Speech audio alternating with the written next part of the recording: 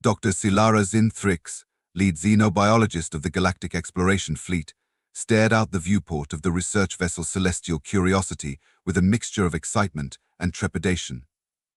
The swirling blue and green orb of Earth filled her view, a planet teeming with life, unlike anything she had encountered in her centuries-long career.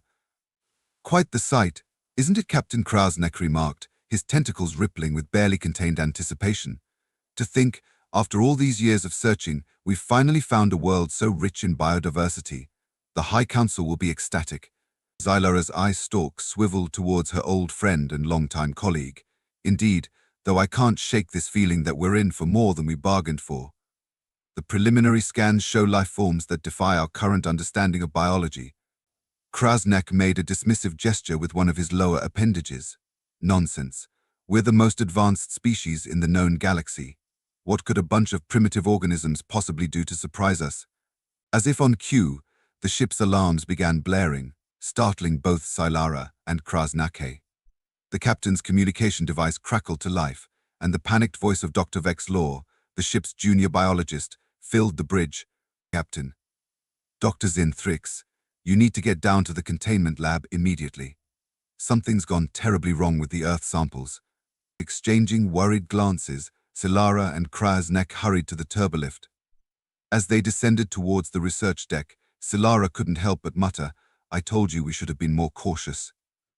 Krasnak's skin flushed a deeper shade of blue, a sign of embarrassment in their species. Yes, you can gloat later. Let's just see what the fuss is about." The doors of the turbolift hissed open, revealing a scene of chaos. Crew members were running back and forth, some carrying equipment, others looking decidedly ill. The air was thick with an unfamiliar, musty odor that made Silara's sensitive olfactory receptors twitch uncomfortably. They found Dr. Vexlaw outside the main containment lab, his normally iridescent exoskeleton pale and sickly looking. "Thank the cosmic winds you're here," he wheezed. "It's the fungal samples we brought on board. They're eating through everything." Silara's heart sank. "Define everything, Vexlaw." The junior biologist gulped audibly. "The containment units, the lab equipment, the ship's hull, and researcher Zilvan. It consumed him in minutes." Krasnak's eye stalks shot up in alarm. "Consumed? But that's impossible. Our exoskeletons are impervious to most known corrosive substances in the galaxy." "Evidently not to whatever this is," Silara said grimly, peering through the observation window of the containment lab. Inside, she could see a writhing mass of multicolored fungal growth spreading across every surface. In one corner, a misshapen lump that she assumed was the remains of poor Zilvan sat as a grim reminder of the danger they faced. "We need to jettison the entire lab," Krasnak declared, reaching for the emergency protocols panel. Silara grabbed his tentacle, stopping him. "Wait, if we do that, we'll be releasing this thing into Earth's ecosystem. We have no idea what kind of damage it could do. And if we don't, it could consume our entire ship and crew," Krasnak countered. As the two argued, Dr. Vexlaw cleared his throat nervously. Esteemed colleagues, I hate to interrupt, but I think I may have been exposed during the initial outbreak."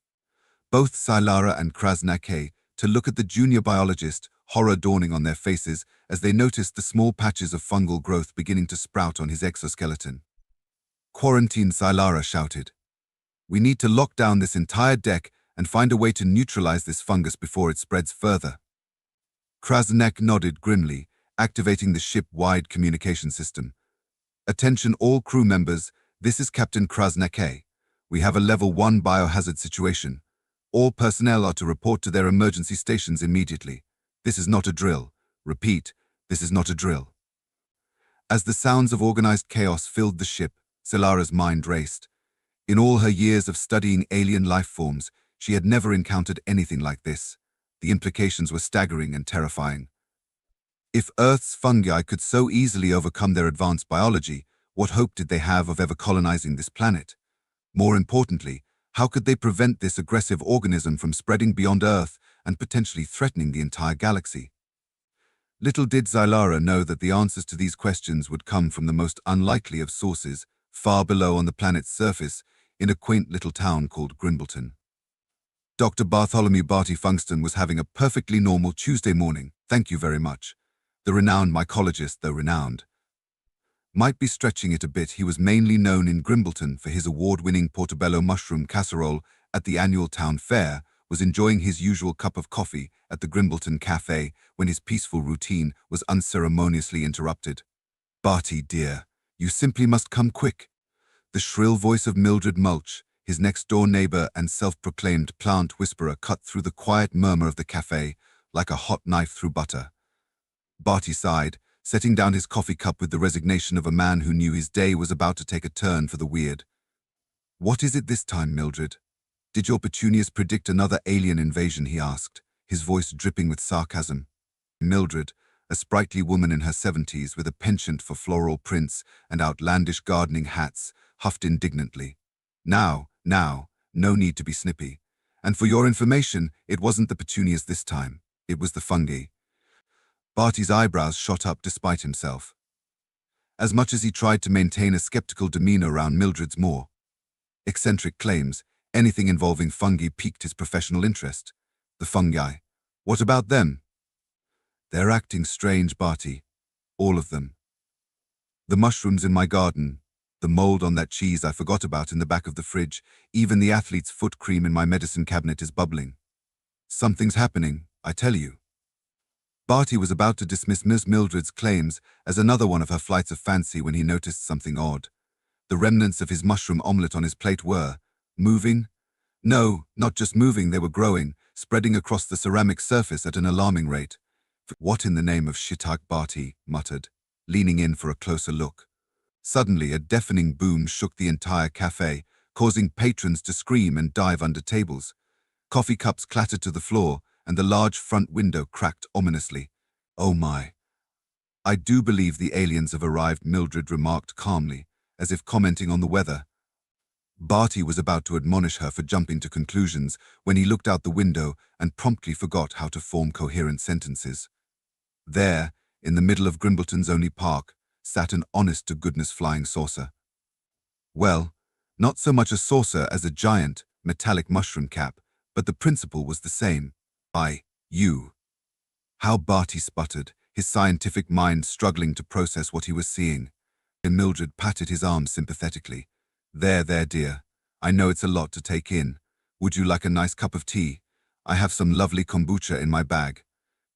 Before Barty could respond, the spacecraft's hatch opened with a hiss of escaping air. A ramp extended to the ground, and out stumbled the strangest creatures Barty had ever seen, and he'd once attended a mycological conference in Amsterdam. The aliens, for what else could they be, looked like a bizarre mashup of insects and octopi, with iridescent exoskeletons and a tangle of tentacles where one might expect to see legs. Their heads were adorned with swiveling eye stalks and twitching antennae. "That's fascinating," Barty murmured, his scientific curiosity overriding his fear. "Their biology seems to incorporate elements of both terrestrial arthropods and cephalopods. I wonder how they evolved." "Oh, hush," Mildred chided. "You can geek out later. Right now we should probably do something about the fact that they seem to be melting." Barty blinked, refocusing on the scene before him. To his horror, he realized Mildred was right. The alien creatures were writhing in apparent agony, their exoskeletons seeming to dissolve before his very eyes. And all around them, the grass and soil of the park were erupting with fungal growth at an impossible rate. "Good Lord," Barty gasped. "It's as if every fungus in the area is responding to their presence. But why? And how?" As they watched, more aliens emerged from the spacecraft, all exhibiting similar symptoms. Some were frantically trying to scrape something off their exoskeletons, while others had collapsed entirely, their bodies slowly being consumed by the aggressive fungal growth. "We have to do something," Barty declared, his humanitarian instincts overriding his caution. He made to leave the cafe, but Mildred held him back. "Wait just a moment, young man," she said, rummaging in her oversized handbag. "If we're going to save aliens from carnivorous mushrooms, we're going to need supplies." To Barty's amazement, Mildred proceeded to pull out an assortment of items that would make Mary Poppins jealous: a pair of gardening gloves, a trowel, several Tupperware containers, and a thermos that she claimed was full of her special kombucha. "Mildred," Barty said slowly, "why on earth do you have all this in your handbag?" She gave him a look that suggested he was the odd one for asking. "One never knows when one might need to repot a begonia on the go, dear. Now, shall we?" And so, armed with nothing but gardening tools, Tupperware, and a stubborn refusal to accept the impossibility of the situation. Dr. Bartholomew Funkston and Mildred Mulch set out to make first contact and potentially save an alien species from death by mushroom. As they approached the chaotic scene in the park, Barty couldn't help but marvel at the absurdity of it all. Here he was, a small-town mycologist whose greatest achievement to date was a particularly well-received paper on the medicinal properties of oyster mushrooms, about to confront an alien invasion armed with nothing but a trowel and his admittedly vast knowledge of fungi. Careful now, he warned Mildred as they neared the writhing mass of aliens and aggressive fungal growth. We don't know if this affects humans too, Mildred scoffed, already kneeling down to examine a particularly vibrant patch of mushrooms. Nonsense, dear. If it was going to get us, it would have done so already. Besides, I've built up quite the immunity over the years. You don't make award-winning compost without a few incidents. Barty decided he really didn't want to know what kind of incidents Mildred was referring to. Instead, he focused on the task at hand, cautiously approaching one of the alien creatures that seemed less consumed than the others. "Hello there," he said, trying to sound calm and non-threatening. "We're here to help. Can you understand me?" The alien's eye stalk swiveled towards him, and it made a series of clicks and whistles that Barty assumed was an attempt at communication. Unfortunately, his expertise was in fungi, not xenolinguistics. "Right, well, let's assume that was a yes," Barty muttered. He turned to Mildred, who was busy scooping samples into her Tupperware containers with surprising efficiency. "Mildred, any ideas? You're the one who's always going on about communicating with plants." Mildred straightened up, a thoughtful expression on her face. "Well, if you ask me, these poor dears look like they could use a nice cup of tea and some probiotics. Always does wonders for my digestion, you know." Barty was about to dismiss the idea as ridiculous when a thought struck him. "Wait a minute. Mildred, you might be onto something. Kombucha is full of beneficial bacteria and yeasts. If the alien biology is similar enough to Earth life, it's possible that the probiotics could create an inhospitable environment for the aggressive fungi." "That's what I've been saying, dear," Mildred replied with a patient smile, already unscrewing the cap of her thermos. "Now, who wants to be our guinea pig? Or should I say, our guinea alien?" Before Barty could protest that maybe they should test this theory on a small scale first, Mildred had already approached the nearest alien and was attempting to pour kombucha over its fungus-ridden exoskeleton. "Mildred, wait," Barty cried, but it was too late. For a moment, nothing happened. Then, with a sound like Rice Krispies in milk, the fungal growths on the alien's body began to fizz and recede. The creature's eye stalks widened in what Barty could only assume was surprise, and it let out a series of rapid clicks that almost sounded like excitement. "Well, I'll be a monkey's uncle," Barty breathed, watching in amazement as the kombucha continued to work its probiotic magic. "It actually worked." Mildred beamed triumphantly. "Of course it did. I've always said, a nice cup of fermented tea can solve just about any problem. Now, let's get to work on the rest of them, shall we?" And so began one of the strangest rescue operations in the history of Earth, or indeed, the galaxy. Barty and Mildred moved from alien to alien, dousing them with kombucha and watching in fascination as the aggressive fungi retreated. The aliens, for their part, seemed to oscillate between terror and relief, their tentacles waving in what could have been gratitude or simply an attempt to dry off. As they worked, Barty's mind raced with questions. How had Earth's fungi evolved to be so aggressive towards alien life? Was it a natural defense mechanism, or something more? And what did this mean for humanity's place in the universe? He was so lost in thought that he almost didn't notice the sleek black vehicles pulling up at the edge of the park, or the stern-looking individuals in dark suits emerging from them. "Dr. Funkston?" Mrs. Mulch, a crisp voice called out. Barty turned to see a woman with a no-nonsense haircut striding towards them, flashing a badge. "I'm Agent Steele with the International Extraterrestrial Response Unit. We need you to come with us immediately." Barty blinked in surprise.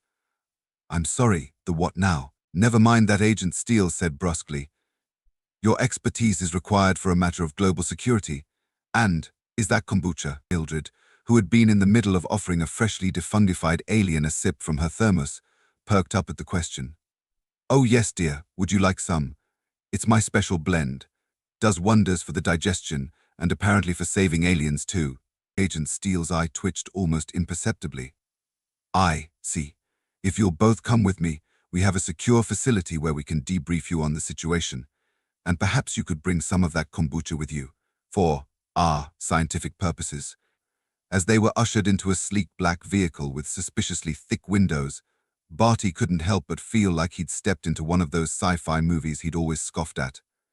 I don't suppose you're going to tell us we're being taken to Area 51, he joked weakly. Agent Steele's face remained impassive. Don't be ridiculous, Dr. Funkston. Area 51 is far too well known. We're going to Area 52. Barty's jaw dropped. You're joking.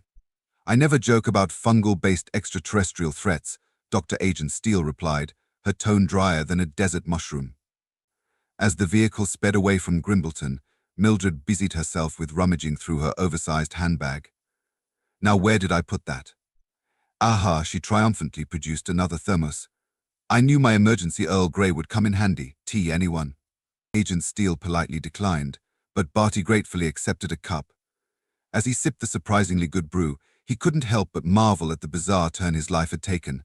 Just yesterday, his biggest concern had been securing funding for his research on the medicinal properties of obscure mushroom species.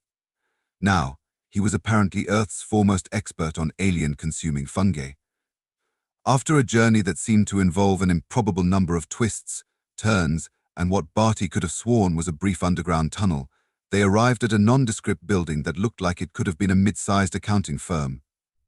Welcome to Area 52, Agent Steele announced, as they were led through a series of security checkpoints that would have made Fort Knox jealous. I must say, Mildred chirped, this is much nicer than my bridge club's secret hideout. Though it could use a few plants to liven things up. Perhaps some nice ferns. Barty was about to remind Mildred that this was a top-secret government facility, not a garden center, when they were ushered into a room that made him forget what words even were. The chamber was enormous, easily the size of a football field, and filled with the most advanced scientific equipment Barty had ever seen. But what really caught his attention was the center of the room, where a familiar-looking spacecraft sat, surrounded by a shimmering force field. Is that Barty began, unable to finish the sentence. Agent Steele nodded. The alien vessel from Grimbleton, yes. We managed to contain it and bring it here for study. And that's where you come in, Dr. Funkston. As they approached the ship, Barty could see signs of the fungal attack that had thwarted the alien invasion. The once gleaming surface was now pitted and discolored in places, with what looked like miniature forests of exotic mushrooms sprouting in patches. Fascinating, Barty murmured, his scientific curiosity overriding his fear. I've never seen anything like these species before. The way they've adapted to consume alien biomatter is simply extraordinary. Yes, quite, Agent Steele agreed, though she sounded less than enthused. The problem is, we can't get near the thing without risking infection. That's why we need your expertise. We need to understand these fungi and find a way to neutralize them before we can safely study the alien technology. Mildred, who had been uncharacteristically quiet, suddenly piped up. Oh, that's easy. You just need to make a nice big batch of kombucha. Barty and Agent Steele turned to stare at her. I'm sorry, what? Barty asked. Sure, he must have misheard. Mildred nodded sagely. Oh yes, my petunias told me all about it. Apparently, the aliens used it to stop the fungi from eating them. Quite clever, really. I always said probiotics were good for you. Agent Steele's composure finally cracked. Mrs. Mulch, with all due respect, we cannot base our planetary defense strategies on what your flowers allegedly told you about alien beverage preferences. But Barty's mind was racing. Wait a minute. She might be onto something. Kombucha is full of beneficial bacteria and yeasts. If the alien biology is similar enough to Earth life, it's possible that the probiotics could create an inhospitable environment for the fungi. You can't be serious, Agent Steele said flatly. Barty was already rolling up his sleeves. Do you have a better idea? Besides, what have we got to lose? If I'm wrong, we'll just have a lot of slightly vinegary tea to dispose of. And so, in a turn of events that would have made headline writers weep with joy if it hadn't been classified at the highest levels, the fate of Earth's first contact with alien life came down to a batch of home-brewed kombucha. Barty threw himself into the task with gusto, drawing on his mycological expertise and Mildred's surprisingly vast knowledge of fermentation. Apparently, her infamous special rhubarb wine was more than just a neighborhood menace. They commandeered a corner of the lab, turning it into something that looked like a cross between a mad scientist's lair and a hipster cafe. As they worked, Barty couldn't help but reflect on the strange series of events that had led him to this moment. "You know, Mildred," he said as he carefully measured out tea leaves, "when I decided to study fungi, I never imagined I'd be using my knowledge to save the world from alien invaders." Mildred chuckled, stirring a large vat of sweetened tea. "Oh, pish-posh, dear. Life has a funny way of taking us where we're needed most. Why, I remember back in '62 when my prize-winning petunias helped me uncover a ring of international spies hiding in Grimbleton. But that's classified, of course." Barty blinked, unsure whether to be more surprised by the implication that Mildred was some sort of octogenarian secret agent or the fact that he was actually starting to believe her outlandish stories. He was saved from having to respond by the arrival of Agent Steele. "How's it coming, Dr. Funkston?" she asked, eyeing the bubbling vats of kombucha with a mixture of hope and skepticism. "Well, we've got several batches brewing," Barty replied, gesturing to the array of containers. "Each one is slightly different, tailored to target specific fungal strains we've identified on the alien ship. It's really quite fascinating how Earth's fungi have adapted so quickly to—" Yes, very interesting," Agent Steele cut him off. "But will it work?" Barty exchanged a glance with Mildred. "There's only one way to find out." Meanwhile, aboard the Celestial Curiosity, the situation had gone from bad to worse. Dr. Sylar Zinthrick stood in the ship's main control room, surrounded by holographic displays showing the spread of the Earth fungi throughout the vessel. More than half the ship was now off limits, consumed by the voracious organisms. "Status report," Captain Krasnacki demanded, his usual commanding tone undermined by the patches of fungal growth visible on his exoskeleton. Zara's eye stalks drooped in dismay. "It's not good, Captain. The fungi have breached the engine room. We've lost propulsion and our life support systems are operating at minimal capacity. If we don't find a solution soon." She didn't need to finish the sentence. They all knew what was at stake. "What about the distress signal?" Krasnak asked. "Any response from the fleet?" Dr. Vexlaw, looking even worse for wear than before, shook his head. "Nothing, sir. It's possible the fungi have damaged our long-range communication array. We're on our own." A heavy silence fell over the control room, broken only by the distant sound of creaking metal as the fungi continued their relentless advance. "Well," Krasnak said at last, his voice uncharacteristically subdued, "it seems we've made quite a mess of our first contact with Earth, hasn't we?" Salara couldn't help but let out a bitter laugh. "That's putting it mildly. We came here to study this planet's unique biology, and instead we might end up being consumed by it. The irony would be delicious if it weren't so terrifying." Perhaps, Vexlaw mused, this is the universe's way of teaching us humility. We thought ourselves the most advanced species in the galaxy, only to be undone by simple fungi. A rather harsh lesson, Krasnak grumbled. "I don't suppose any of your vast scientific knowledge has come up with a solution, Sylara." Before she could respond, a loud ping from one of the few functioning consoles caught their attention. Vexlaw hurried over, his eye stalks widening in surprise. It's a transmission," he said incredulously. "From the planet's surface." "What?" Krasnak and Sylara exclaimed in unison, crowding around the console. The screen flickered to life, revealing the image of a creature they recognized as one of Earth's dominant species, a human. It appeared to be male, with graying hair and an excited gleam in its eyes. "Hello? Alien spaceship? This is Dr. Bartholomew Funkston. We think we might have a solution to your fungus problem. If you can understand me, please respond." Zalara and Krasnak exchanged bewildered looks. How had these primitive beings managed to contact them? And more importantly, could they really have found a way to stop the fungal invasion? With nothing left to lose, Zalara reached out and activated the ship's universal translator. "This is Dr. Sylar Zinthrick of the Galactic Exploration Fleet. We read you, Dr. Funkston. What is this solution you speak of?" The human's face lit up with excitement. "Oh, wow, you can understand me. That's amazing. Okay, focus, Barty." He seemed to be talking to himself now. "Right, the solution. Well, you see, it's quite simple, really. We're going to fight fungi with fungi, or rather, with the beneficial bacteria and yeasts found in a delightful earth beverage called kombucha." There was a moment of stunned silence aboard the Celestial Curiosity. Then, to everyone's surprise, Solara burst out laughing. It wasn't a sound of derision or disbelief, but rather the slightly hysterical laughter of someone who has been pushed to the brink and suddenly sees a glimmer of hope, no matter how absurd. Kombucha, she repeated, her translator struggling with the unfamiliar word. You're proposing to save our advanced spaceship from aggressive microbial life with fermented tea. Dr. Funkston nodded enthusiastically. Exactly. The probiotics in the kombucha create an environment that's inhospitable to the harmful fungi. We've already tested it on some of your colleagues who landed in Grimbleton with great success. Captain Krasnake, who had been listening with increasing incredulity, finally found his voice. This is preposterous. We are the most technologically advanced species in the known galaxy. We cannot possibly pin our hopes on some primitive fermented beverage. But Xylara was already moving towards the ship's environmental controls. With all due respect, Captain, we're out of options. Our advanced technology hasn't done us much good against these earth fungi. Perhaps it's time we tried a more unconventional approach. She turned back to the screen. Dr. Funkston, we're willing to try your solution. How do we proceed? Barty's face split into a wide grin. Excellent. Now, if you could just lower your shields and let us beam aboard with about 500 gallons of kombucha. What followed was perhaps the strangest rescue operation in the history of interstellar travel.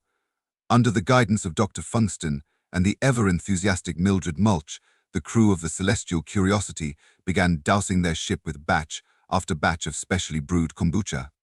At first, nothing seemed to happen. Then, slowly but surely, the aggressive earth fungi began to retreat. Patches of the ship's original metallic surface became visible again as the kombucha did its probiotic magic. It's working, Xylara exclaimed, watching in amazement as a particularly nasty cluster of mushrooms fizzled and shrank before her eyes. I can't believe it, but it's actually working. Barty beamed with pride, although the effect was somewhat ruined by the makeshift hazmat suit he was wearing, which looked suspiciously like it had been cobbled together from garbage bags and duct tape. Of course it's working. Never underestimate the power of beneficial bacteria, I always say. I thought you always said never eat a mushroom you can't identify, Mildred chimed in, cheerfully spraying kombucha from what appeared to be a repurposed garden sprinkler. Well, yes, that too, Barty conceded. As they worked, Xylara found herself engaged in fascinating conversation with the human scientists. Despite their primitive technology, their understanding of Earth's ecosystems was impressive. She was particularly intrigued by Dr.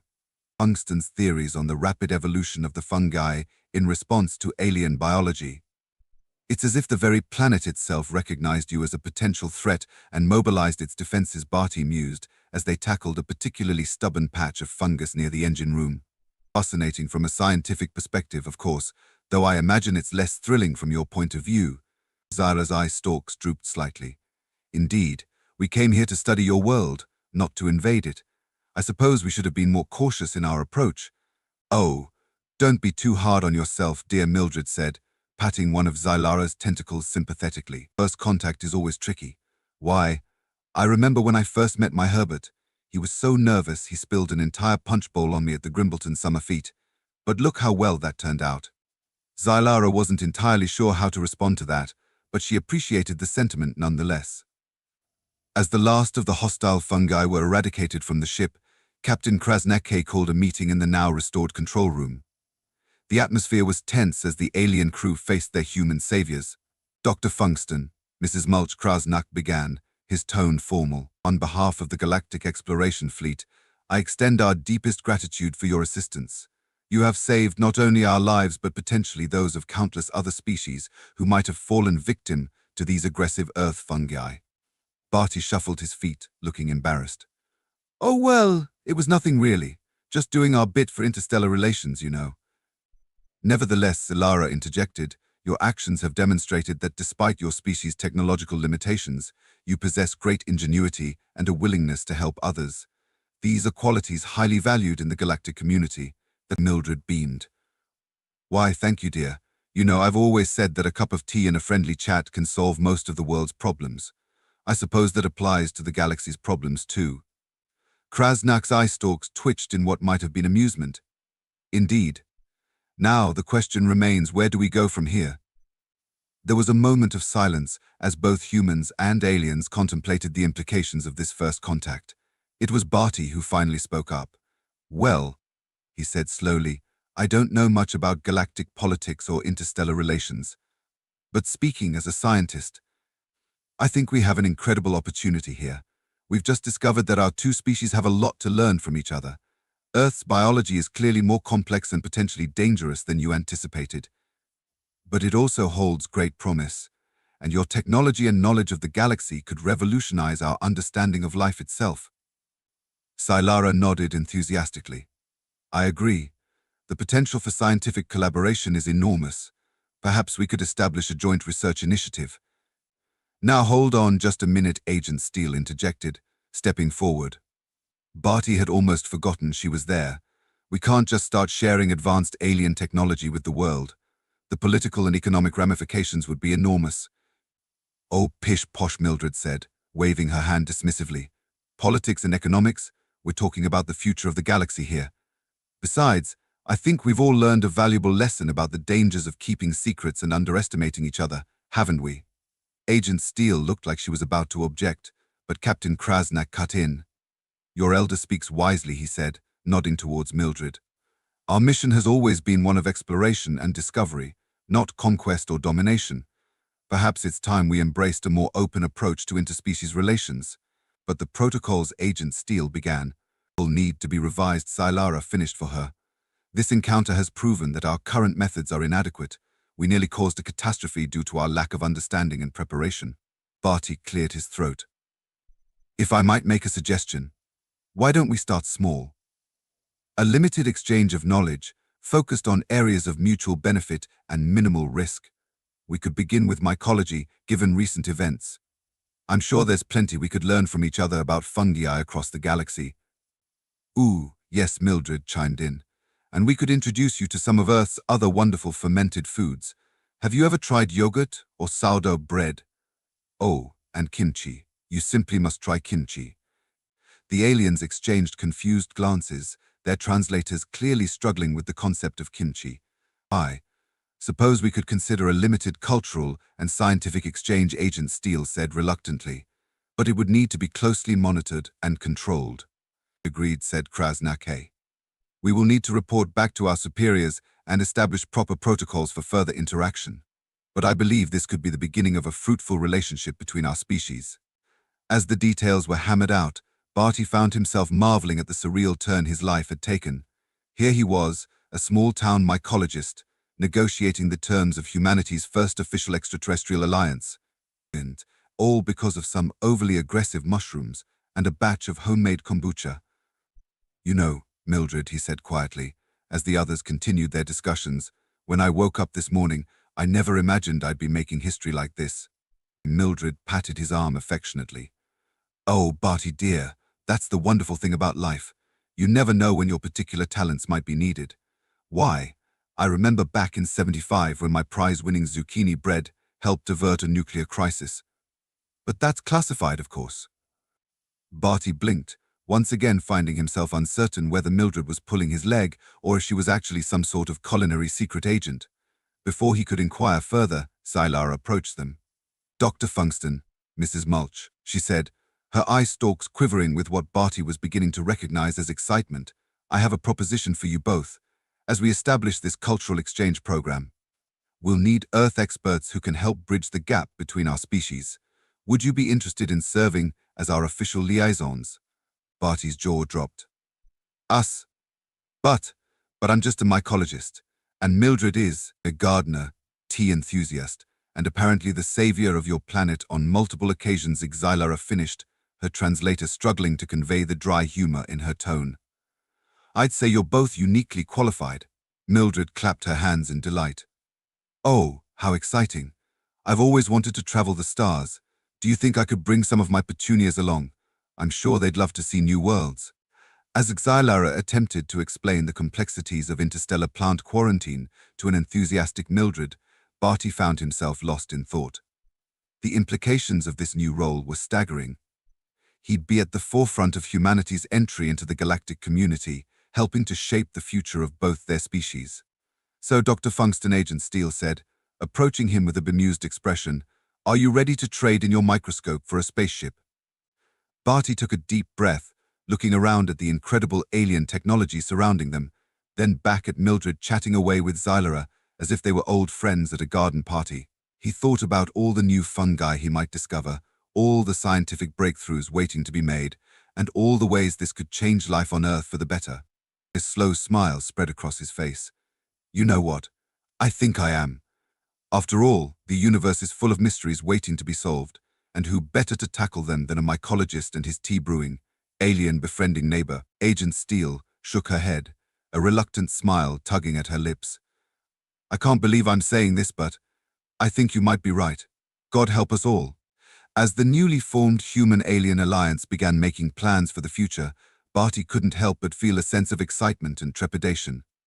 The path ahead was uncertain, filled with potential pitfalls and misunderstandings. But it was also brimming with possibility, with the promise of new discoveries and friendships that transcended the barriers of species and worlds. One thing was for certain: life in Grimbleton, and indeed, on Earth, would never be the same again. And it had all started with a bunch of mushrooms and a cup of kombucha.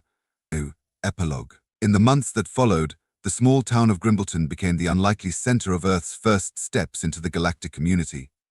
The sight of aliens strolling down Main Street or enjoying a cup of tea or kombucha at the local cafe became, if not common, at least no longer cause for panic. Barty's lab, once a quiet haven of mycological study, was now a bustling hub of interstellar research. He found himself collaborating with scientists from across the galaxy, exploring the vast diversity of fungal life forms that existed beyond Earth. His papers on xenomycology and the role of terrestrial probiotics in interstellar relations became required reading in biology departments across the globe and on several other planets as well. Mildred, for her part, became something of a galactic celebrity. Her garden club meetings were now attended by beings from a dozen different star systems, all eager to learn about Earth's flora and share knowledge of their own botanical wonders. She took it all in stride, though she did insist on serving kombucha instead of her usual tea at meetings just in case. The Galactic Exploration Fleet, chastened by their near-disastrous first contact, implemented new protocols for approaching biologically diverse planets. The Grimbleton incident, as it came to be known, was studied by xenobiologists and first contact specialists across the galaxy as a prime example of both what not to do and the unexpected benefits of open-minded cultural exchange. As for the Earth fungi that had caused so much trouble, they became the subject of intense study. Their ability to rapidly adapt to alien biology held incredible potential for medical breakthroughs, though researchers were always careful to keep a large supply of kombucha on hand, just in case. And so, life went on in Grimbleton and beyond. The Earth continued to spin, now a recognized member of the galactic community. If anyone noticed that mushroom foraging had become a lot more popular lately, or that kombucha sales had skyrocketed, well, they just chalked it up to another hipster food trend. Little did they know that in the vast expanse of space, word was spreading among alien civilizations approached the third planet of Sol with caution. Their fungi bite back, their probiotics pack a punch, and their elderly gardeners might just save your species.